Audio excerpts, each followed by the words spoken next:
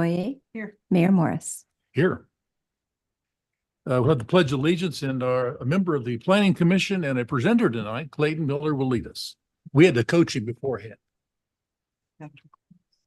Pledge allegiance to the flag of the United States of America and to the republic for which it stands, one nation, under God, indivisible, with liberty and justice for all.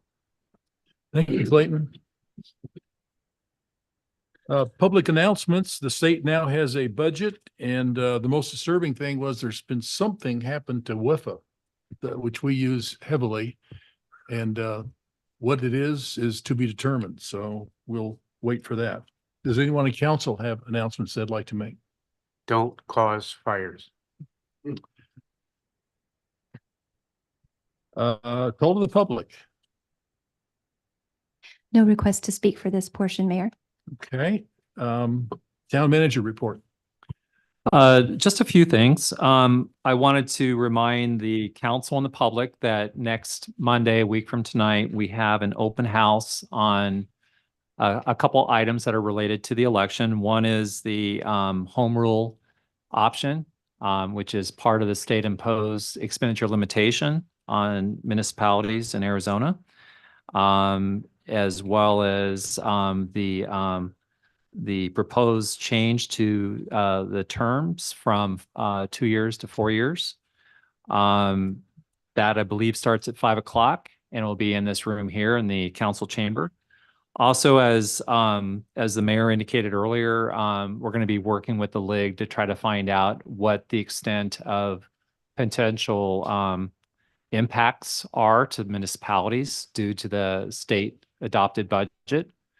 So that will be something we'll try to loop the council in. And then finally, I'm very pleased to introduce our new finance director tonight, Sherry White. Sherry, if you can come up to the podium.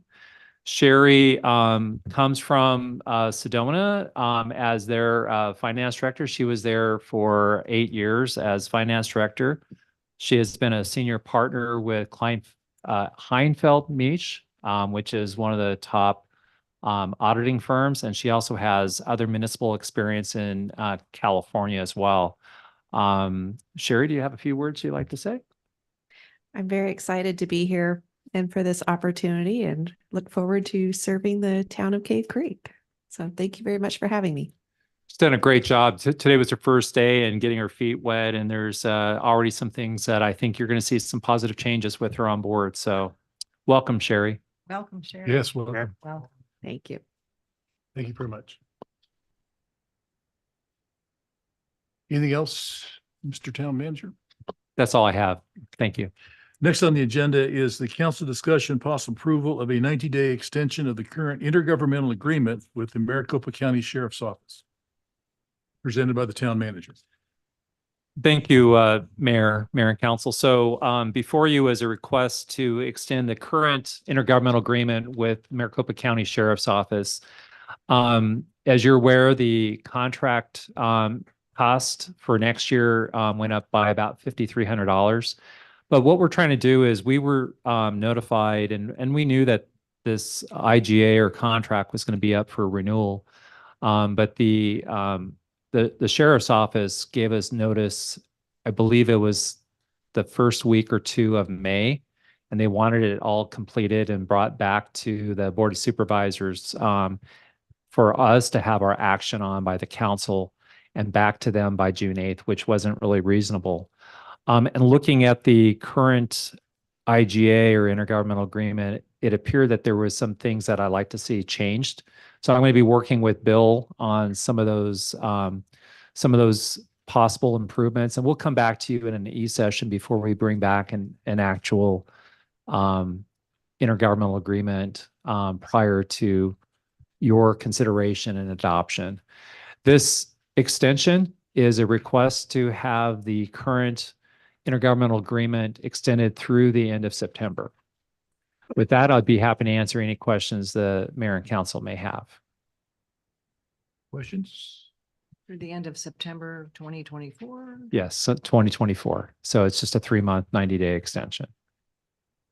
And one of the other things I'm looking at is some other cities or towns that have agreements for MCSO to provide services have included some additional reporting requirements and some other what I would call performance objectives. So I think it fits in very nicely with us moving in our performance measures as well.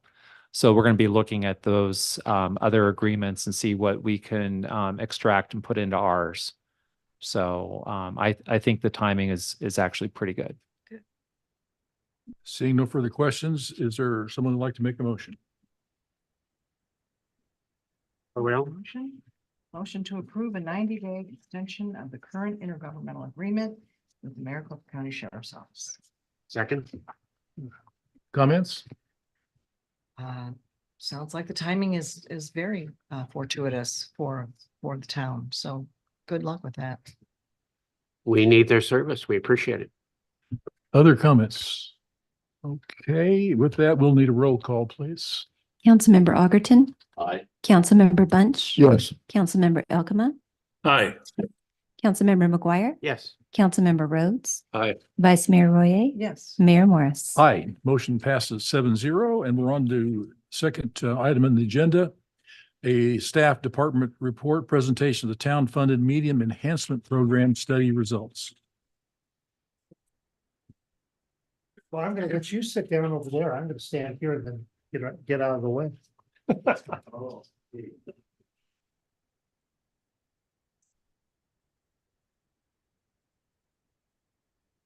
So Mayor and members of council, today we have the report on the median enhancement study. And we have today Clayton Miller from Gree Pickett. He's a registered landscape architect. And Gree Pickett is a professional firm comprised of landscape architects, urban planners, artists, and talented production staff. I'm reading from their website. Gree Pickett was formed in 1997 and Clayton joined the firm in 2013. Gree Pickett promotes itself as being resourceful problem solvers operating at lofty levels to quote from their marketing materials. After all, our clients have much at stake and face tremendous risk. Almost every stage of our work is considered a crucial juncture and mistakes aren't in the business plan. You can see he's already blushing. They believe that each project is an experience that solves unique problems, provides specific solution, and pushes the boundary of typical expectations from planners and landscape architects. Gree Pickett projects are based on sustainable landscape practices from drought-tolerant, energy-efficient directives. They implement LEED green guidelines for sustainable landscape as a basis of all of their designs. We also have with us somebody who used to work for the town, Glenn Feringer, certified arborist. And he's with EarthCare. EarthCare has been providing custom landscape installation and service in the Cave Creek area since 1984. They are an award-winning company with a reputation for excellence in quality and customer service. Their mission is to exceed the client's expectations on every level while providing quality professional plant care. Glenn has worked hand in hand with the town of Cave Creek over the years to ensure that the town keeps its unique and special character intact. He was instrumental in helping to create the Cave Creek Native Plant Ordinance, which holds new construction landscape in Cave Creek to especially high standards, ensuring the preservation of the natural beauty of the desert. EarthCare regularly consults with new businesses under construction to discuss what types of plants are best to maintain the existing character of the area. So these two gentlemen and their companies are well known to Cave Creek and also are well suited to provide this study. So with that, I'll turn it over to Clayton and Glenn, and they can discuss what their findings of the study. Okay, it's working. So I can probably start with a few things, but is it?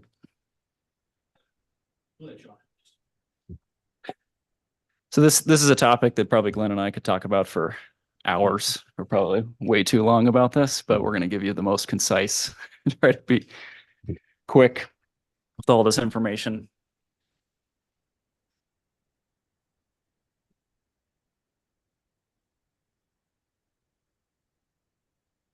show up? Where does that show up on that screen? Yeah, it's well- Should. Mm. Don't like those sounds.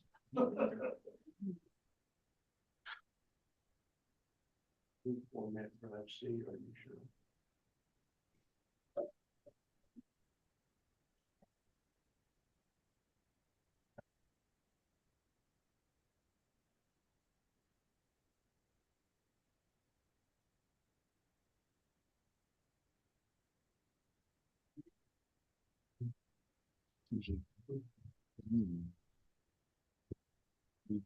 Big file. Computer. 365. Emails. Did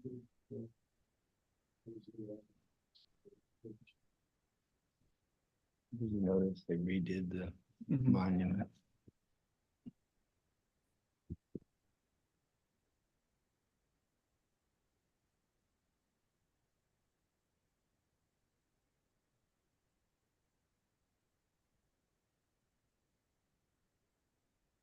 To go full screen or? I mean, that's fine. Oh, okay. I see. Yeah, that's fine. We'll get through it.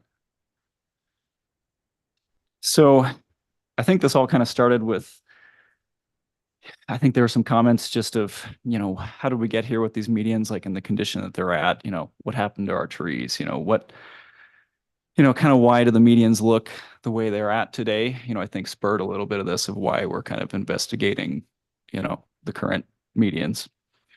So let's see here. Maybe this works. Okay. Oh man.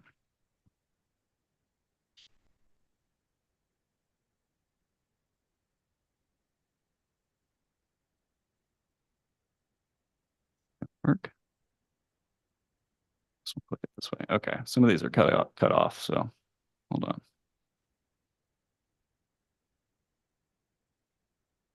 So a little bit of this was just kind of going back in time and investigating, our medians throughout the years. So this is, 1998, looking at the building supply where, Mountain View is, up to the top right there. So just on that hill.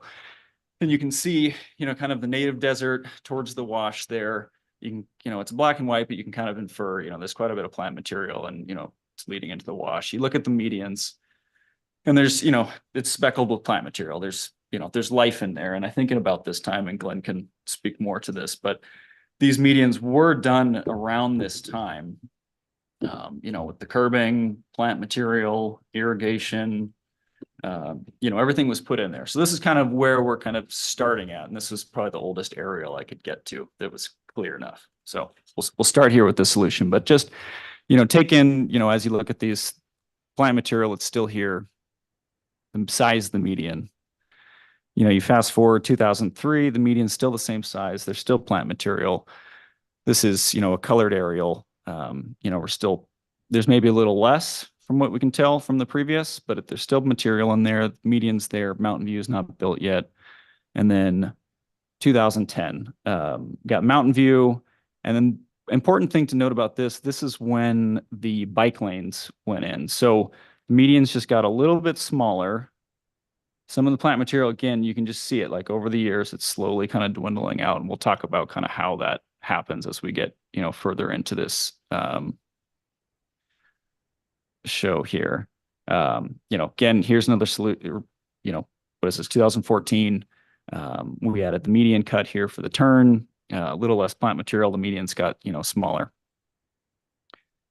Oh, and actually I'm wrong here. This is the bike lane year. So this is, or it was just before this. Yeah. Yeah. Okay. And then, to this solution here, you can see it's completely barren of pretty much any sort of shrub material. I think the irrigation was cut off during that time with the medians, with the bike lane added, and the medians got all smaller. We don't have a ton of right of way to make the roads wider. So essentially the medians, took the cut to get the bike lanes on the side. So, all good for the bike lanes. I'm just, kind of telling the story of how it goes through. And this story can be repeated across basically the whole town, essentially that same thing. You can see more of the plant material here. You can see the trees in it. You know, the medians were a little bit larger then. But, you know, just over the year, just as things happen, as, you know, new buildings go in, you know, we've lost some of those medians. Just see it. We'll go a little quicker through these because it's the same kind of thing. Into, you know, 2022 here, you can see, you know, this entire section, you know, which for all, you know, there was a reason behind this. We needed entrance and egress out of all these buildings, you know, it all functions.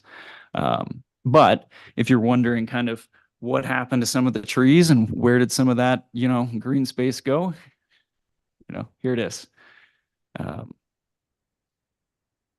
Same with, you know, further down Cave Creek Road. You can see the plant material in there. I'll skip through it, you know, it's still there. And this was redone, I think, at a later date. Earlier. Yeah, earlier date. And then, you know, you see it now. So it's just, you know, void of anything pretty much except for, you know, left over some trees. Where exactly are we? This is just north of Spur Cross, I think, or not Spur Cross, New River Road. So it's just before, you know, because the medians towards Carefree Highway do turn back to Carefree's. Do we have enough right of way there? Or was that, is that just a decision or we're out of right of way? You know, and I don't know if the medians really got smaller on this. It's more so just the plant material. So with the bike lanes and stuff, it's the same. I don't know if I can speak exactly to Okay, thanks. what happened there. So here's just some kind of recaps. You know, we went through and here's some basic photos of, you know, some of these existing conditions of the roadways that I think are, you know, indicative throughout the whole area.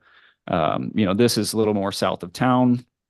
You know, we just did a rough, you know, going through the aerial and just taking a lineal footage count of, you know, roadway to median just ratio, and then just counting the trees.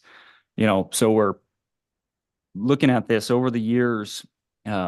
You know, we lost between 1998 and 2022, 33% of the medians, and these are rough numbers. This isn't, you know, perfect. And about, you know, 52% of roadway with median plantings. And same with the trees. You know, we basically lost half the trees throughout this process. You know, and trees just die, you know, it happens over time, natural process. So it's not, you know, particular any fault or anything. But again, just a little more backstory of kind of where things have developed here. Same with the town core. You know, one thing to note here, 1 tree per 280 feet of roadway. You know, any new subdivision or roadway, usually it's, you know, they mandatory every 30 to 40 feet, you've got a tree put in there. You know, sometimes I personally think that's excessive, but, you know, just for reference here, we've got some interesting notes just to kind of get the whole picture here. You know, 56% of our medians in the town core went away. Same with the planting, you know, so 34 trees in our entire town core from about, where the golf course, Rancho Manana to Carefree.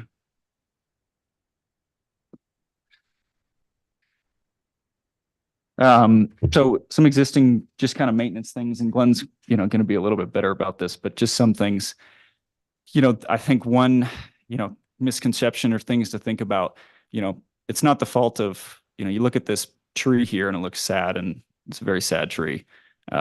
Well, it's not a maintenance issue. This is a tree that just shouldn't be here, you know, and that's whether the case of it was in there previously and then the medians got smaller or the lane was added. And now we've got a tree here that's, you know, basically just butchered and not doing anything. You know, it's better to just cut this thing down. So there's a lot of this, you know, I clicked this photo on here in particular because this reproduces itself in a few locations throughout the town. So there's a lot of just, you know, we should just remove some things that are causing maintenance issues, like this tree being here. You look at, you know, some of these shrubs like this jojoba, you know, jojoba grows 12 feet wide.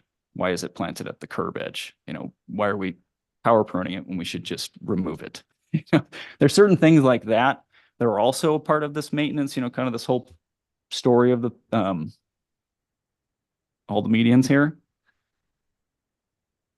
Move this over to the side.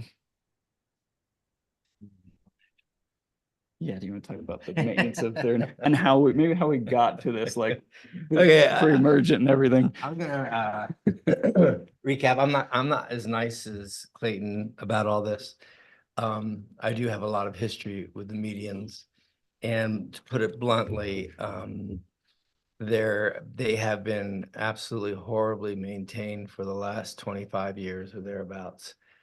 From a care perspective as far as natural native landscape and or just from proper management of a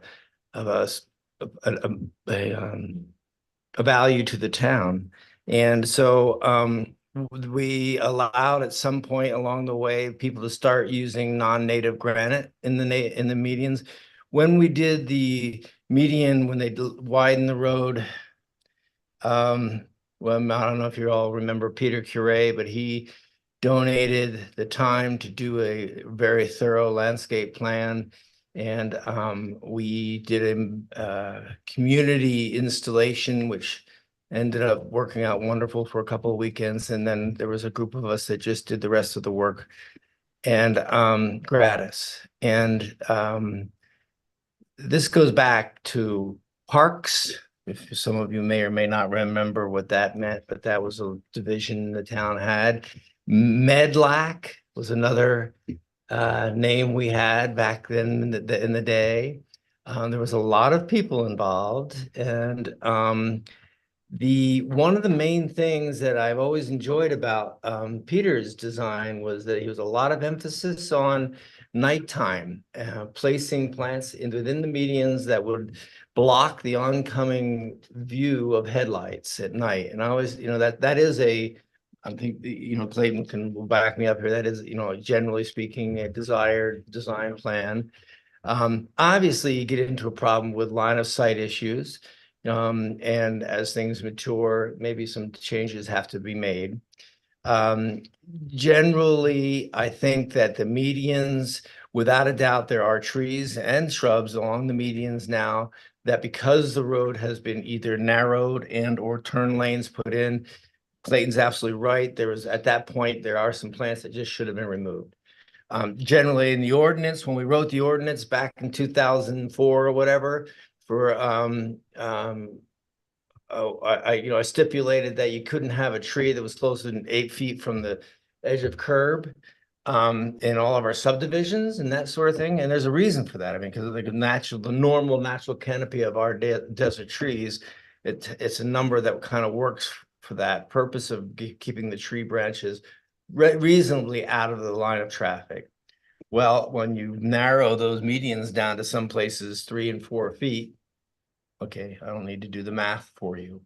The other thing that has happened is just incredibly poor pruning techniques. The town has allowed people without guidance prune the trees, prune the shrubs, and we are looking at the results of that. There's no program in place, or at least there wasn't for many, many years, any program in place for upgrading, replacement, putting plants back in place that as they die, because plants die. We've had car wrecks that wiped out cactus multiple times and trees multiple times. I don't know whatever happens to the insurance money, but I can tell you that it never ends up back in the median. So I don't mean to be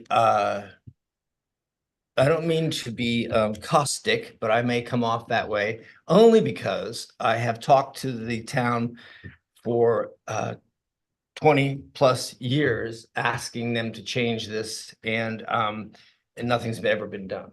So now I do think that Clayton and I need real clearance from a clear view from council as to what their expectations of these medians are. Do we want to have medians that look like other municipalities that are in my professional opinion, not very natural nor native? Clayton's going to show you some pictures of some subdivisions that they're incredibly well done, and they're incredibly well-known and high-end subdivisions. It doesn't have to be granite, half-inch minus granite. It doesn't have to be messy. It doesn't have to be a lot of maintenance costs to have them look very nice and natural. So, so there's where I'm at. And I'm open for any, if you want to know what I really think, you can ask questions. So. Go ahead. So on the flip side of that, of all the ill, I do think we can be fairly proud of our medians though, even in the state that they're at. Because there is something that they're not, and it's fake or Disney desert or, what's in the current medians right now is actually just, besides a few little, skeletons here and there, 100% native. We have probably one of the most authentic actual, I mean, it's not in the best shape, but as far as just, we've kind of let it go this way, but, we do have just native plant material throughout our entire town, which I think most people psychologically, you just drive by and you don't connect the dots or really think about that. But I think it's done right. I mean, it could just be a huge attribute. You look at this picture, and I love this photo. Look at the hill behind it. We got this beautiful, saguaros. It's all Bursage, foothill Palo Verdes. And then what's in our median, it's foothill Palo Verdes, there's jojoba, there's saguaros. It's just missing some of the ground covers and the support material to bring this back to what it, should be. Like, the bones are there to work with. I mean, the job that we need to do for this can be very simple. And I think we can have something that's to be proud of. I use the word, and I think Glenn was starting to get to it, is this Disney desert where it's 1-inch rock, it's screened, it's sterile, it's nothing. We don't have that necessarily. We've kind of let it be the natural. So I think it's a benefit that we can work with. So, kind of where do we go? How do we get to there? Here's some local solutions of it. So this is, of course, DC Ranch, and they had, the vision right from the get-go, which obviously we don't have. We're more in this retrofit and trying to, what can we make of this? But, here's a great example of not just the vision in the beginning, but this, this went in the early 90s, it's 30 years or so, and it still looks great today. It has a fantastic lifespan because they've just let it go. I probably had a couple hour talk. I called down to DC Ranch and got a hold of their, the maintenance guy who's in charge of all of the medians, infrastructure, everything out there, and had a great conversation with him. And he, the end of the day, he basically said, I can't take credit for any of this. We do nothing. They go in there occasionally, and they'll, they've got stink net as well. It's kind of, what do we do about that? But because their desert is so happy, theirs only, grows along the corners, along the curb edge and such. They've got a very strong desert that's built up a really good desert crust over the past 30 years, where people haven't been in there excessive pruning or spraying pre-emergence, things like that. A desert has a regenerative life cycle where a bursage really only lasts 20 years, but it reseeds and resprouts, and you'd never know that it just died and recycled. Basically, all the desert plants are that way. So as soon as you start getting in there and raking, pruning, you just cut you're just taking years off the thing. So if you just commit to letting it go more natural, they don't spend any water on this. There's no irrigation. It's just a kind of seasonal when they have some of the bad weeds come through. Like if we have a lot of winter rain, they'd get the red brome and the stink net just like us. So they have to deal with it the same, but it's less because they have such a strong desert in here. So obviously they've got more space to deal with. Their medians are triple the size of ours. But it's a great example for, just it's a natural, and it's, look at the price point of this, it's one of the most expensive neighborhoods in Arizona. And they don't do anything to it. And it's all the same, fishhook barrels, bursage, creosote, yucca baccatas, saguaros, big ironwood trees. I mean, that thing's, lovely. Here's a median a little bit closer to our size. They still have to prune some of these. They've got site visibility triangles to deal with. So there is some stuff. But for the most part, it's got the choyas and the bursage and all that stuff, all that support material. Whereas right now we've got basically just the cactus that are holding on for dear life. just more examples of it.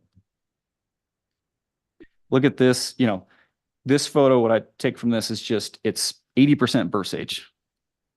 There's your host lifeblood of the desert. That's what, regenerates. It is the mother plant for every saguaro, Palo Verde, everything. If you want this process to, continue, you need to, provide for all these other plants like this. And I'd like to add into that, and through the years, we just always have discussed that idea that the town needed to set the example for our residents. A lot of people don't know when they move here, being in the landscape business, you see somebody that prunes their trees or their shrubs a certain way, and you ask, well, why did you do that? And you'll be amazed at how many times they say, well, because my neighbors do it that way. And it's not because they're not intelligent people. It's just because they never gave it any thought. They never thought twice about it. We have a desert that's very unique up here. We have a town that's very unique. And I think it's, for years and years, it's really was attractive to everybody because of that desert uniqueness. And if we were to enhance our medians by doing less, we're going to encourage, we obviously first initially to get them back to where we think that that's a good place to start. You're going to encourage, I would hope, encourage the residents to follow suit. I also think that it's an opportunity for the town to use it as an educational purpose with their residents. I know that there's great opportunities to teach people about desert landscape and the do's and don'ts. So I just wanted to add that. That's good. So we're not doing everything wrong. We do have a lot of good things here. This is the hospital. You can see when it was planted in 2021. Look at it now. And it's, this is obviously it's irrigated. It's pretty green. But I think it looks very nice, and it's not manicured or bald or power pruned. They're just letting it kind of go through its cycles. And typically, with desert plant material, the goal is to lay it all out, with enough space for it all to grow and not compete with each other, grow into each other, become a big mess that then, starts to, cause other issues. You don't want to prune anything because it should just grow naturally as long as you do it properly. Meanwhile, on the other side of the street, 2021 here, this is more of a case for, it's more of a screened rock, but we do the plant material. You'd be surprised, this plant material and this plant material are the same. This has wild penstemon, or native penstemon, desert marigolds, Blackfoot daisies.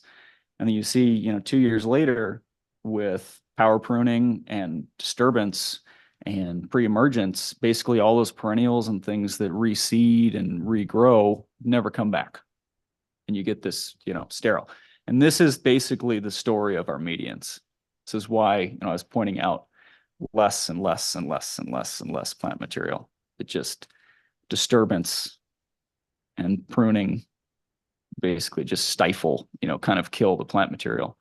Burst age, it's actually quite an interesting plant. We won't go into talk too long about this, but it's a drought plant, and it's like kind of a reverse deciduous. It loses its leaves in the summer, puts them to the ground to hold in as much moisture as it can. And then it starts to decompose. And when the water comes back, re-sprouts. As soon as you go in there and rake all those reeds away, you just signed its, death sentence. Just took all of its moisture away. So it, to make it all work, there's a huge educational part of it. I like this one too for the corner. Night and day. A couple other spots I think, great. Here's out Spur Cross. Look at what it used to look like. And then the town came in and did this, restored it. It's doing great. I'd like to say the town hit it out of the park on that one, by the way. They did a really good job. Yeah.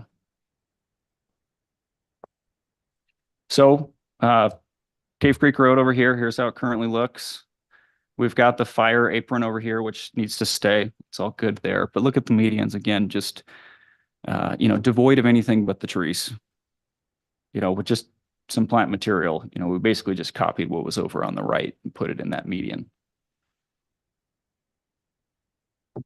Same with the That's tent, how it could look, by the way. Yeah. That's not. Don't yeah, just that's- say, what do you- That's how it could, before and after, a little bit of Photoshop. This is what it could look like with a So- little time. Yeah, so I mean, I think, here it is.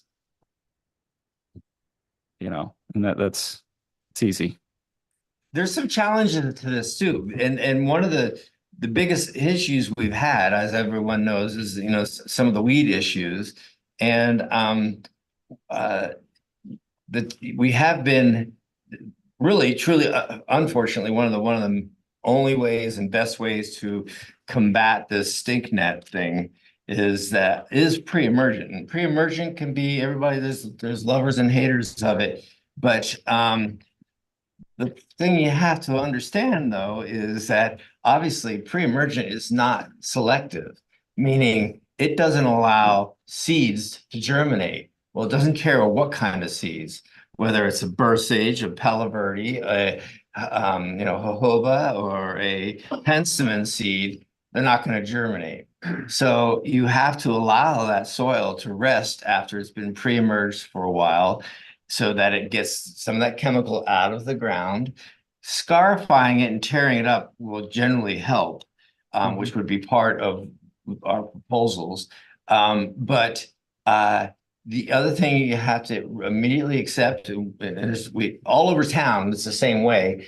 You're just going to have to be, everyone needs to be really adamant or not adamant, but proactive in removal. And I know a lot of people in our world don't like Roundup, but glyphosate is your friend on this one.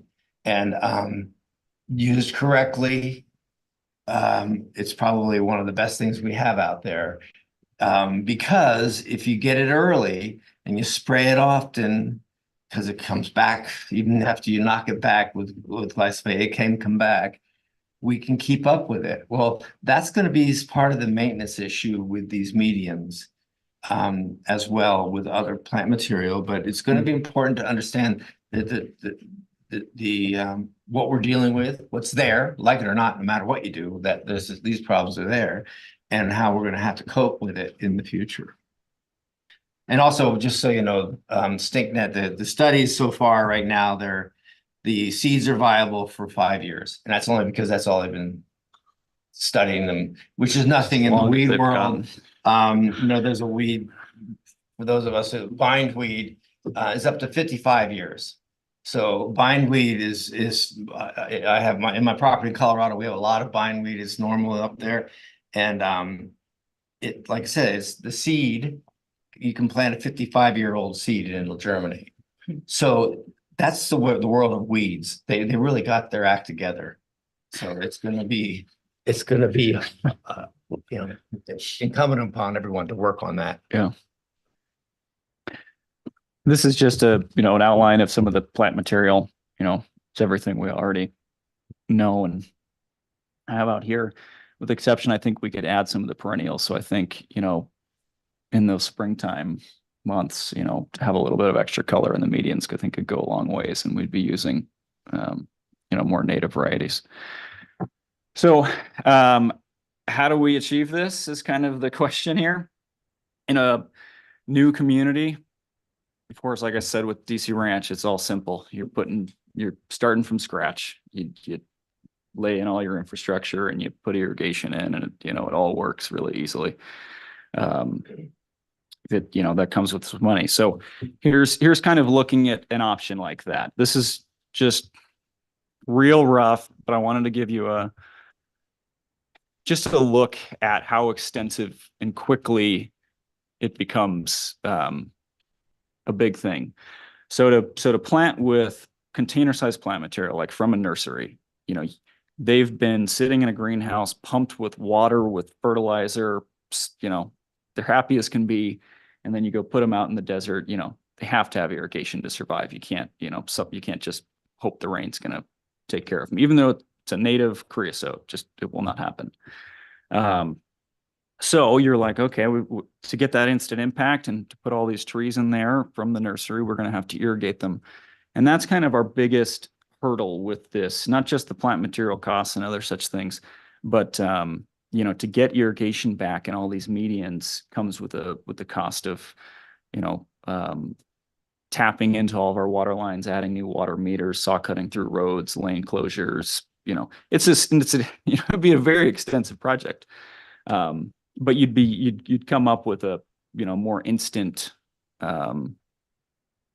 solution. You know, it'd be right off the bat, instant gratification, pretty much all the plant material would be in there, and, you'd have a better, you know, less loss of life, everything like that.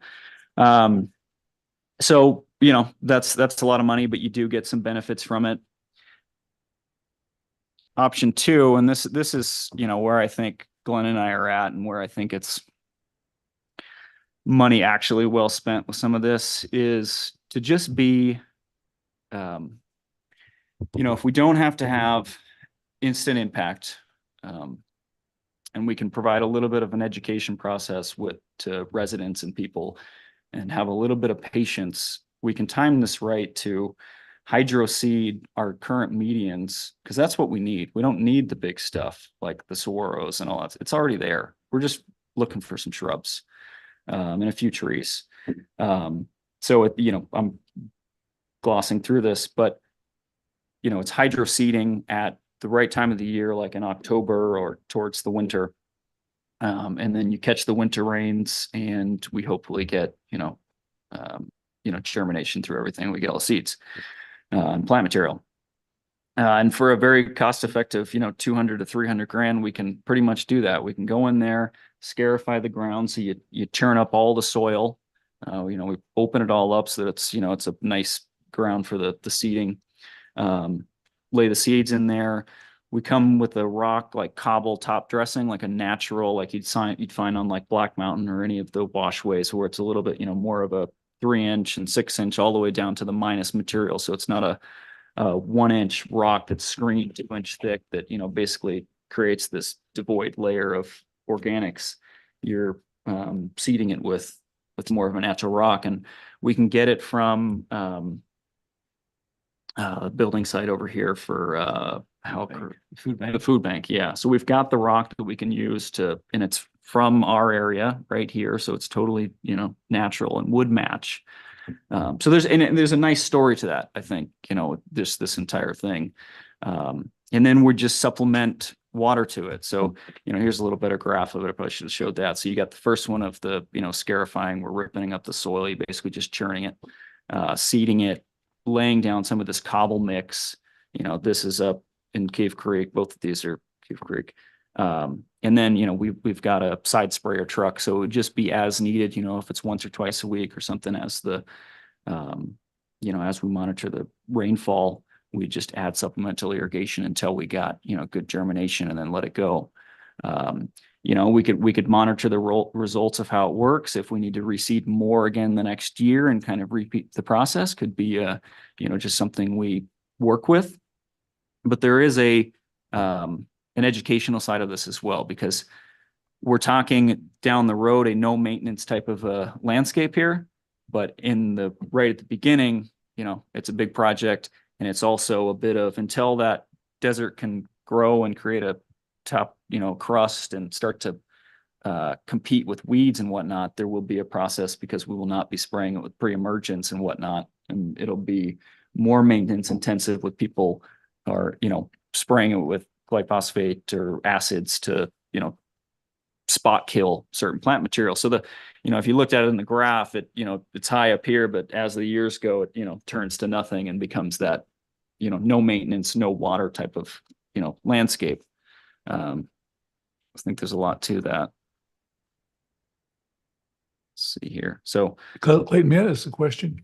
What I've noticed is a number of the medians in town are crowned so that all the rainwater runs off, so that the crown in the center, rainwater runs right off past the curb into the street. There's no way to maintain the water in there. Yeah. And then we got this 1 inch, Madison Yeah. gold in there. So Are I- we gonna have to go in and repair those things? we can leave it in there, but I think as part of that scarification, we've got little tiny bobcat or machines in there. We're ripping up the soil. That's when we've got the ability to, reverse it, because like you say, exactly like with the crown, the water goes to the side and then all of a sudden you notice it the most with all the weeds are growing right at the curb edge. And, we want to do it reversed. I mean, that's exactly. Yeah, there's definitely gonna be some places where some, modification of the actual ground level would have to occur. I mean, some of them are very, very flat. There's nothing there. And then, the other ones Yeah. are too crowned, too high. So this is another little before and after of the town here. Could be That's what it nice. could look like, and that's, but the other one is what it looks like. One of the things I think is real critical is the riprap or the cobble rather than the granite. Yes, there's lots of areas in the desert where you'll find pretty much, some small rock. But boy, I think more often than not, if you go out and walk around the desert, you're gonna see a pretty good variety of different size rocks. And that's what our desert is. That's our desert varnish. That's our desert ground cover. There it is. I mean, that's what naturally is there. And that's what we're suggesting is to go back to, that. Mhm. And there's also some positives to that, I suppose. In town, we've talked about that. It's going to be less inviting, let's say, for jaywalkers. People, might be willing to use those crosswalks Yeah. instead of stepping off the edge of the curb in the middle of the night and scaring the death out of you. But I think that there's that, and we've also talked about maybe using a few more cactus type plants in the medians where there's problem crossing. Mhm. Because I mean, we live here, we see it just as much as anyone else. I mean, people often cross the medians and don't bother to use the crosswalk. So Could you go back to that slide where you show the different trees? I guess it's 35. Yeah. So one of the things that I've noticed is we have pretty much everything in our medians except for the one right there in the center. And I personally would like to see some ironwoods put in. It's a great tree for the desert. Yeah. And we just don't have any in our medians. Yeah. I think we do a mix, of the tree, like we do the reseeding. And then what's tough about the reseed is it's indiscriminate. So like I mentioned, the jojoba growing along the curb edge, that's part of this initial maintenance. That's, this crown, you're ripping out certain things that shouldn't be where they need to be. So with the trees, I kind of had it in that cost estimate that we'd actually put 15-gallon container ones in there and put them where they need to go. So, ironwoods, we'd do a total mix because, and again, this gets in the weeds, but, just life cycle of the desert, trees do die. You want a new generation of them to come through as the other ones cycle over. So yes, they might be slow growing, but you mix them with other ones. And where it's tough in the town core. The medians are so darn small. It's just not, there's a very few locations No, I conducive to understand that, but trees. there are some areas where it's But wide along- enough to put trees on, particularly here, up Yeah. until you get going Yeah. south to, yeah, we have I think so. There's a grand ironwood right across the Yeah. the entrance here. There's a number of ironwoods. I did an inventory on the medians, and there's 110 trees, 57 saguaros, and 18. I know these are plants that are above. These are got some little size to them. Basically, That's a I big think one. above about 6 feet. Yuccas. There's 18 yuccas and of different varieties, and some larger barrels. Point of that is that the trees, the hard part with especially ironwoods, and I don't have a problem with liking ironwoods because I do think they're a pretty doggone nice tree. very slow growing. So, there's part of what we were talking about is this second option is to go light on plant material as far as spending monies on a lot of bigger plant material. Doesn't mean you couldn't, if you had a desire to have some specific larger trees and sections, that you couldn't invest some monies in those particular spots. And No, I think planting the smaller trees is fine. I'd just Yeah. like to see a better mix than what we've got right now. Yeah.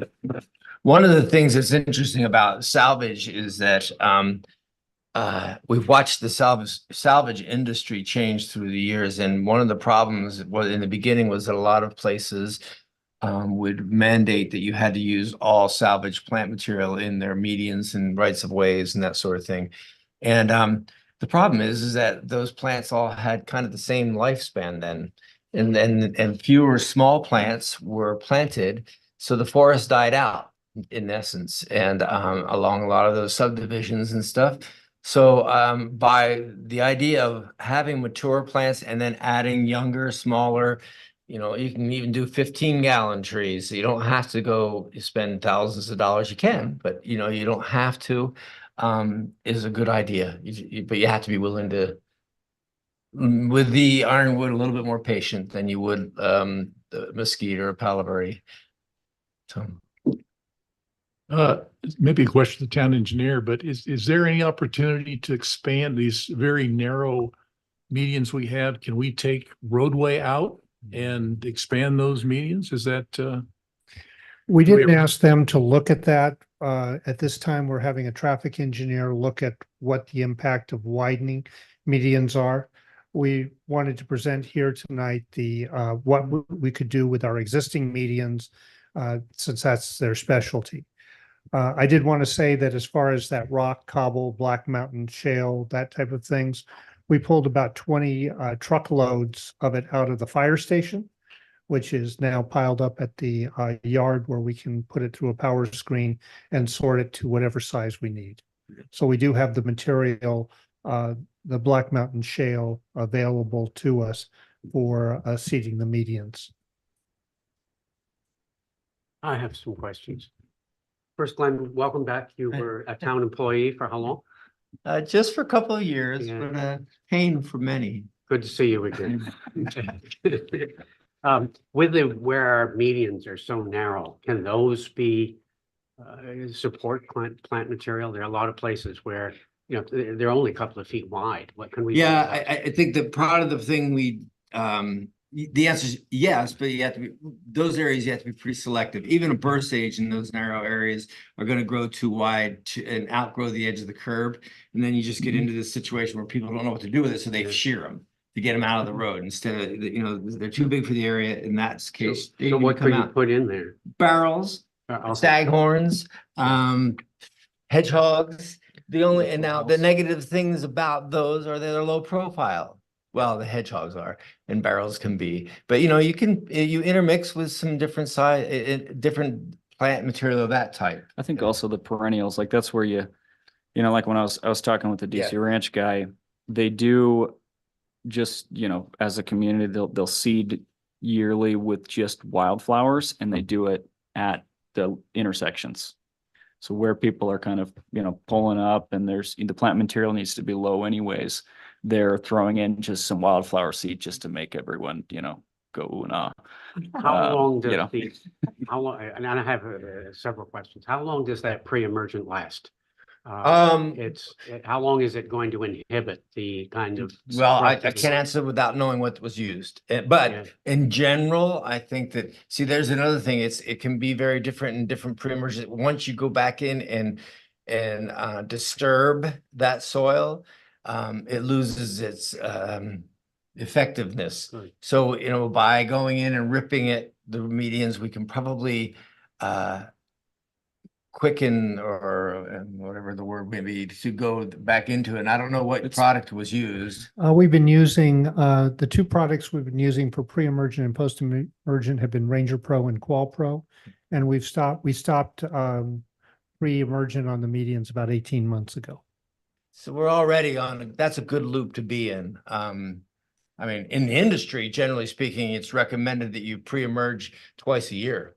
So, because you're working on two different seasons of weeds. Is it possible to put rocks in there, or is that too much of a danger to traffic? Rock, do you mean boulders? Boulder, yeah. Given the way we have people drive, swirls aren't safe. So, rocks tend to, especially rocks that could get under a car, are not recommended. How about rocks that couldn't even get under a car, but I hear you. Yeah, so we tend not to do that. As much as I hate to see a swirl go down or a barrel go down, I'd hate for somebody to hit it and come to an abrupt stop and cause more traffic, more death or something that we don't need to have. Thank you. Do we have a side watering truck? Yes, we do. We have two of them. Great. So that really gives us a leg up. That's wonderful. Yeah. And Glenn, I understand that you own the landscaping place just up the road here, and you've been taking care of that median. Is that correct? Oh, no, Okay. I have been in the same place for, since before the town was a town, just Yeah. for that clarity, for 38 years off of, Piedra Grande and just south of, actually it's where Skyline dead ends on the east end. I own east. Yeah, who owns? You're thinking of Desert Foothills. Desert Desert Foothills. Foothills, right. Yeah. And they've been doing some maintenance yeah, yeah. along their section of the road. They do, yeah. They've Yes, adopted a median, yes. yes. Thank heavens. You Yeah, know, I think I'm done. Thanks. Could we go to your slide with the finances? Yeah, yeah. It's very difficult to. It's small on this thing. I can, That's by design. not actually supposed to read this. Which one do you want? Which one do you want? to You look don't at? wanna, you don't really want to know the answers to right. those questions. You want this one or the other? We're looking at 4.6 million. Just like 4 to 6. I mean, without Oh, really, 4.6. Knowing how many water meters we're putting in So that's and gonna be just, a push. yeah. I mean, yeah, And then, so the low end, which you're recommending. Yeah. Is the next slide. yeah. So here we can zoom in. Yeah, I mean, the first option, we haven't even talked about water use and the increase Yeah. in water use for town purposes that would require. So you're suggesting 258, or between 200 and 300. Yeah. So you've got kind of just site prep, just general. Is that for all of them? Yeah. That's for all of them. Yeah. I made some calls for the hydro seeding. So I do have a good price on actually what that is. So that should be fairly That's accurate from there. Beginning to end, Yeah. treating it. and- Yeah, from Carefree, not exactly Carefree Highway, because some of those are Carefrees, but up and then to basically where the horse is on this side, like where it hits Carefree. And you mentioned over by Mountain View, there was some irrigation infrastructure in there at one point. Can that be recovered? Well, actually, that hasn't been there in, that's been like, It's been ripped up. I don't know, that's totally gone. Yeah. The only strip that has any irrigation remnant even left is virtually from Like from the oregano's down to, well, over actually here. from There's back, pieces you of know, it. this I guess it's Rancho Manana Boulevard. Yeah. South to town limits. But, But- you know, as you said earlier, this is an educational opportunity as well for the town. So why would we implement medians that require irrigation when we don't want our residents to do that? Right. Yeah. Agreed. Because that's where the Agreed. majority of water is wasted. Agreed. So Yeah. why would we Yeah. even consider that? Right. That's a good point.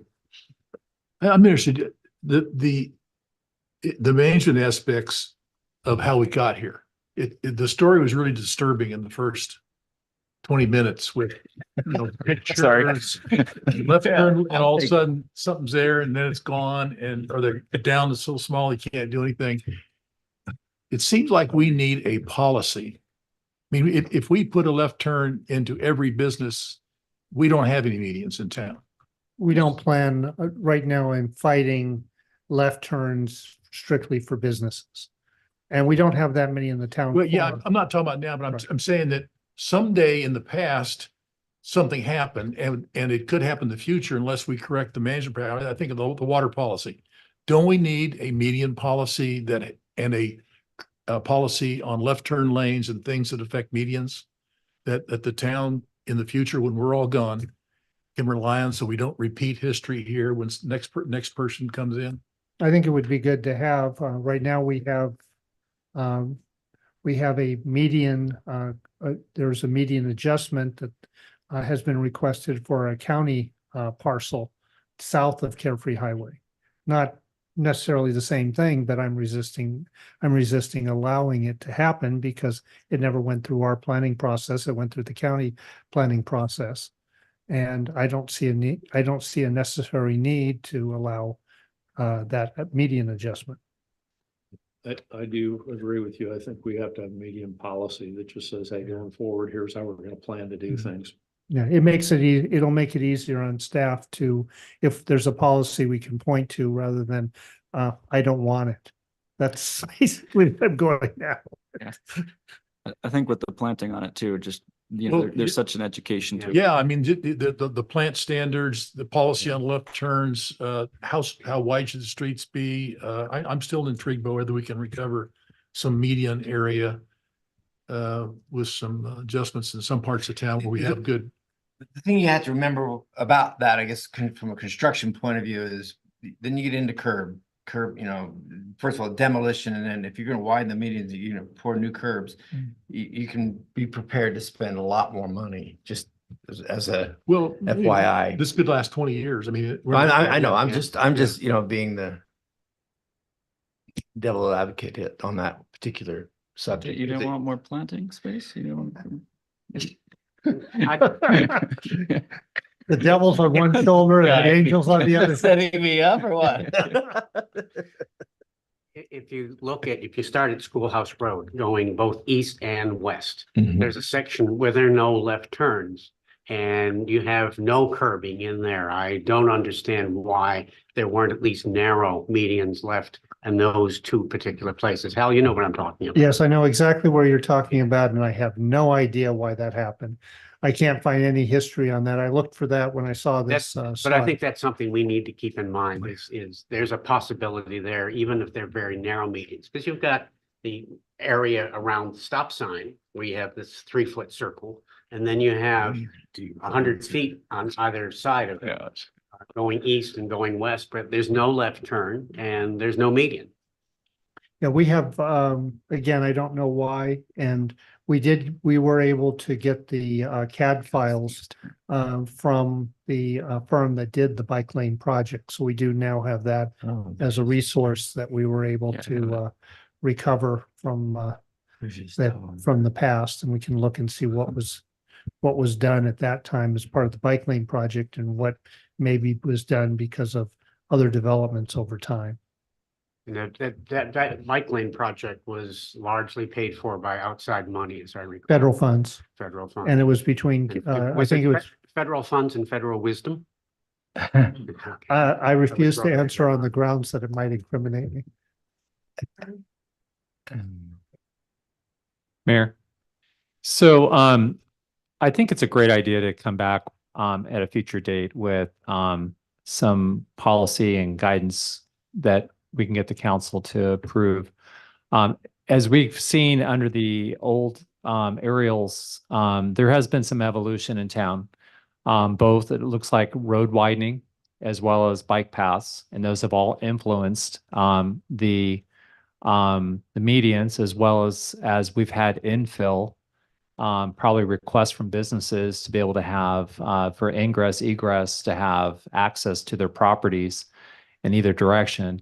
So I do like having a policy. So if there's going to be any kind of modification to existing medians, it gives the staff, as we're saying, some sort of protection that, no, we just don't, willy-nilly do this for anybody that comes through and asks for it. Any change to the policy require council change, but I also like to have whatever policy we come up with that has some flexibility, recognizing that things may change over time.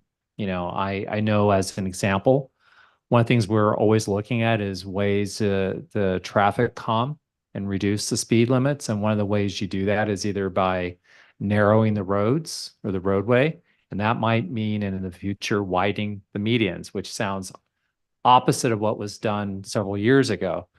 But I do think the policy is a really good first start. And I'm very pleased with what we're seeing tonight as far as some recommendations on trying to rehab our existing medians with some what I consider to be a very reasonable approach versus a very expensive, like tear it out and redo it.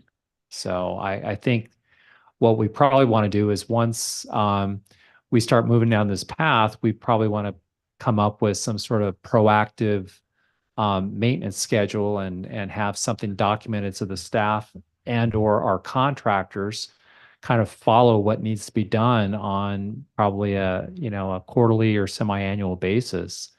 I've heard a lot of concerns tonight and in the past about pre-emergent.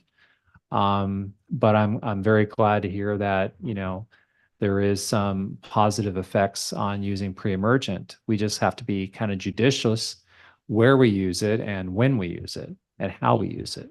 So that's all. I just wanted to chime in. Yeah, Thank you. currently we're using it on the shoulders of the roads, but we're not using it on the medians for the very reason. And we still are using the post-emergent, as they said, is something that can be our friend. Yeah. Like anything, it's We also have, Mayor, I've got a comment or two. Sure, Paul. You take over. I absolutely love this conversation. You all know that I'm all about that preservation piece, and for both Clayton and Glenn, I appreciate so much your homegrown knowledge about this little town and what we can and can't do. Also really noticed that you offered us some solutions that are kind of within the budget. One of the other pieces that I thought we had asked for was a little bit of discussion about finishing our trail/sidewalk system and or adding some benches for tourists and maybe shade structures. And I'm a little bit foggy on exactly the words we use, but just remembering that this road is really the living room of the town, as so aptly named by Councilman Augerton. The last little piece I'd like to add is, when we start to look at each median and what we're going to put in those places, I'm wondering if there's an opportunity to open it up to our citizens. I would way rather pay to have a good staghorn cactus than a birthday present.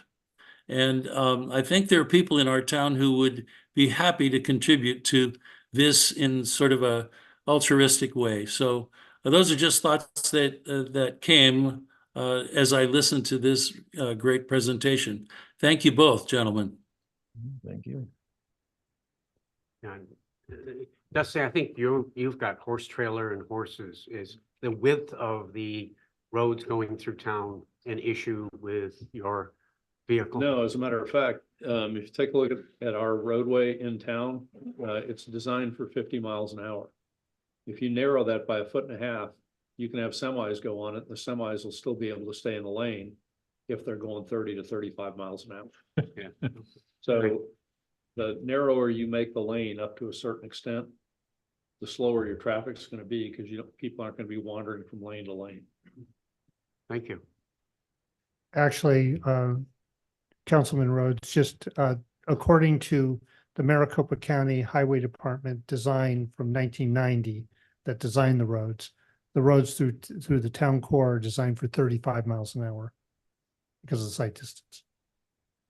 Look at my skeptical face. I know, but I'm just saying that's what's in the, that doesn't Okay. mean that people do that, but of course you I got to remember I there's. understand that, Yeah. but also Maricopa Association of Governments, if you ever drive down in downtown Phoenix, you're taking your life in your own hands. So I get it. But then again, if you go back to places like the East Coast, or you go back to a lot of towns in the Midwest, those rural roads are pretty narrow. quite a bit narrower than our roadways. And so you could easily shave a foot to a foot and a half off each lane. And I'm pretty sure you're gonna slow traffic down significantly. Except for the knuckleheads, and they're gonna be knucklehead no matter what. Yeah.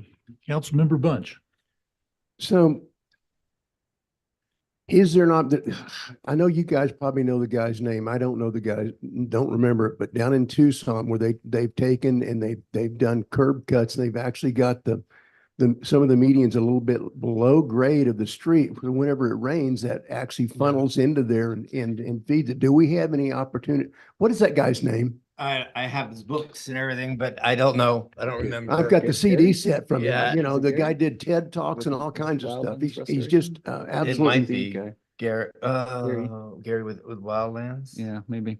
Well, But we know what you're talking about. you know what you're talking about, and to answer that, unfortunately, it seems, and I haven't put a grade rod on it or anything, but it seems like our roads are actually draining away from the medians towards the edge. So it's flow wise contrary.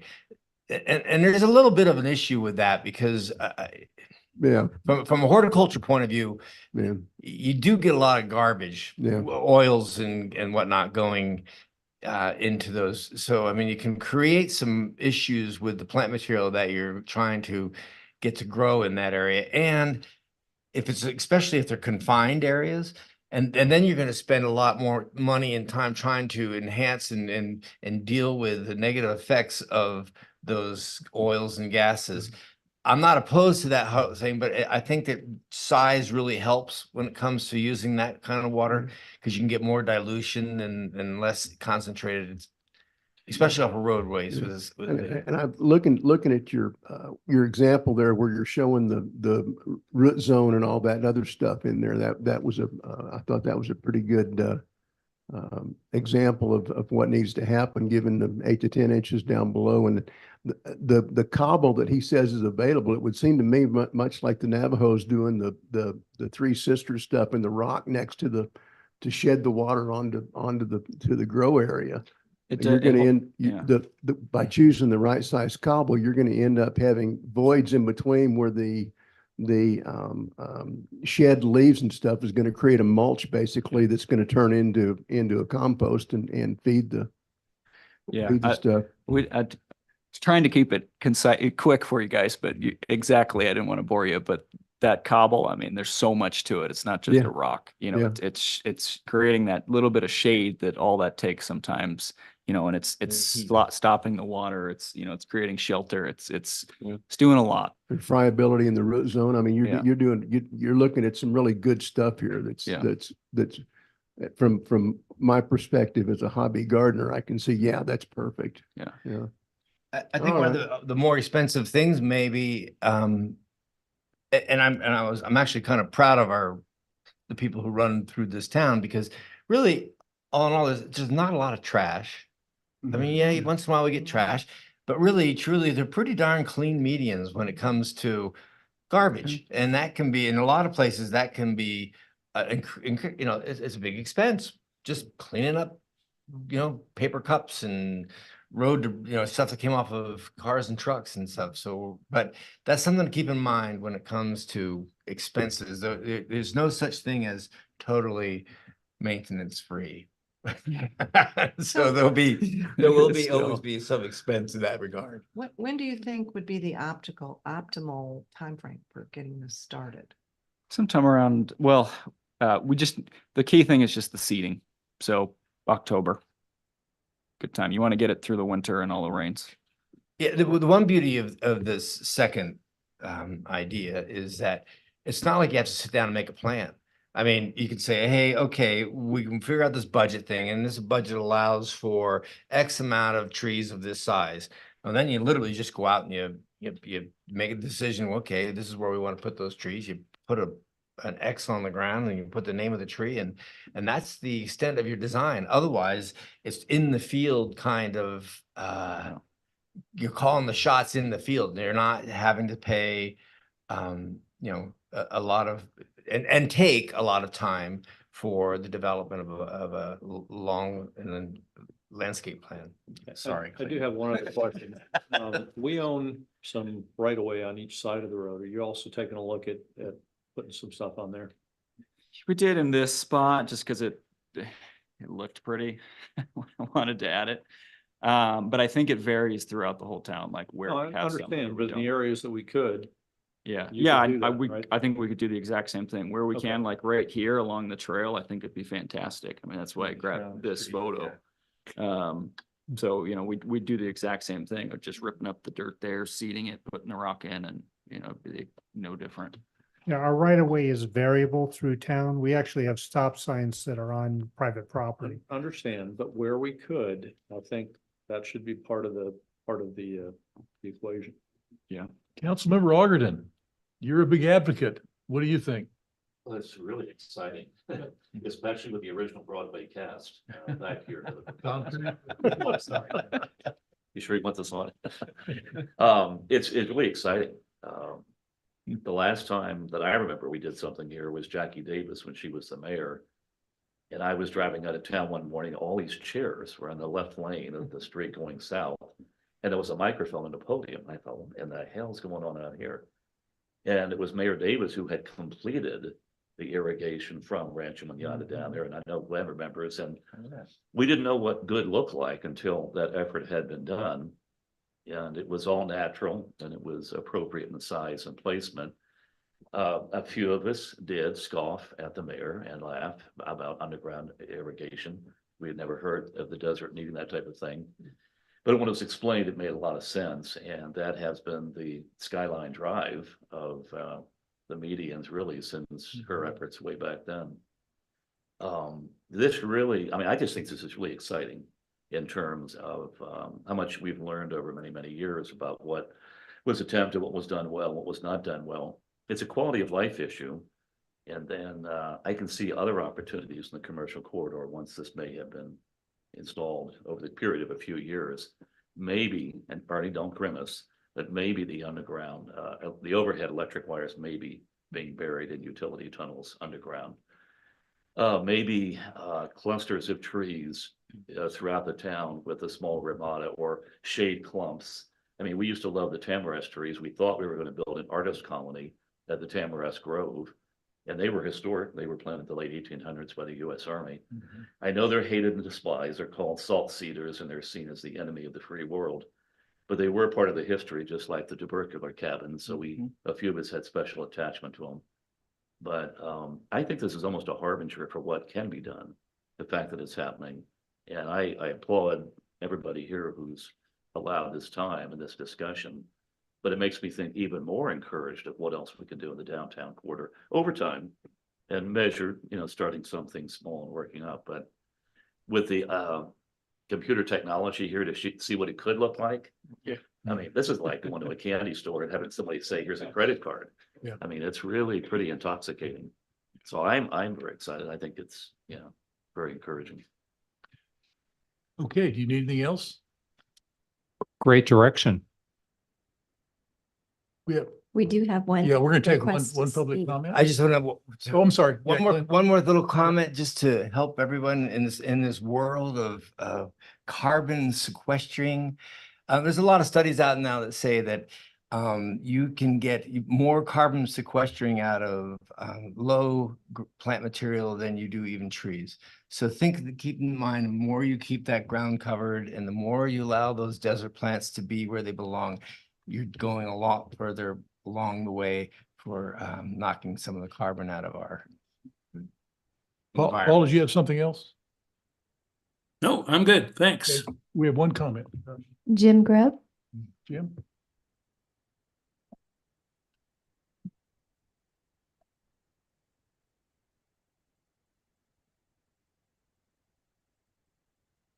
Okay, no, this is a great project and a long overdue initiative, and we have the two best people, I think, that have been in our town to work it. So when I saw it on the agenda, I got really excited. I said, okay, man, they got a new study out on it. Let's see what it's got. So I went onto the website to say, okay, where is it? Where is it? It's not there. Okay. So I went down to town hall and I said, I'd like to see this study. I'd like to read it. It's a really cool new thing. And what I found out was, oh, the consultants haven't submitted their study yet, so we don't have it. So we can't give it to anybody in the public. Man, we shouldn't be doing that kind of stuff on a good project, not available to the public before the agenda comes up at the council. Boom, no to that. Let's have a different future about how we involve the public with this kind of project. It's a great project. You'll find a lot of people out there who will love it. Let's do it. Thank you. Okay, thank you. I don't like to share. That's it, Mayor. That is it. Okay, seeing no further business, staff is ready to go, and I think you've got your consensus. No vote, just a consensus. So with no further business, the meeting is adjourned. Just one more thing, though. I would like to compliment the work done here. I mean, especially since it's local people. I mean, how often do we get people in town to do this? So congratulations, and I think you did a wonderful job. Thank you very much. He deserves all the credit.